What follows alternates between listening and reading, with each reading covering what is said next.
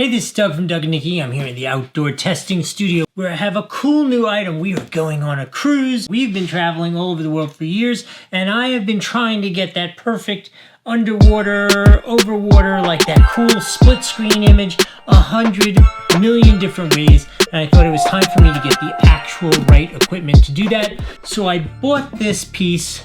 Not sponsored in any way, shape, or form. So I'm going to give you an actual Doug score from 1 to 5, my actual results with this because I bought it for myself.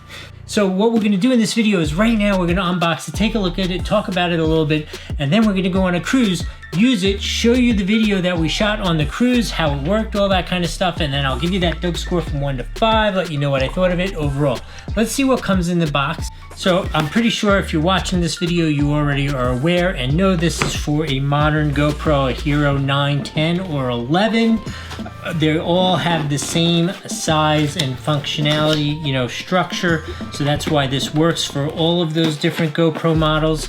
Comes with a little instruction, nice little TELESIN carry case. One reason I haven't bought one of these in the past is because it seems pretty big to be traveling around with, right? This thing's really packaged in here. I'm trying to get this thing in. Okay, so again, the concept here is, let me show you.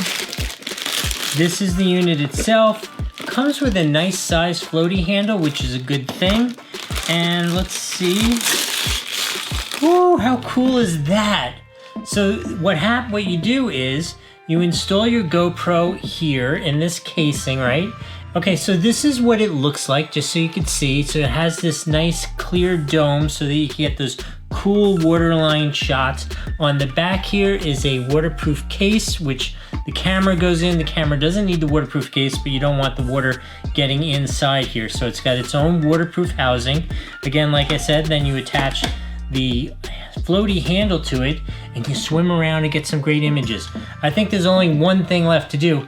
I need to go on vacation and get some cool shots for you and then come back and tell you how it works. All right, let's check that out. Okay, so I just pulled it out of the water. I'm gonna pause the video. Hopefully that came out good for you. You like those shots. We've been snorkeling with it for about a week now, and this thing is absolutely phenomenal. No leaks, easy to use, easy to set up.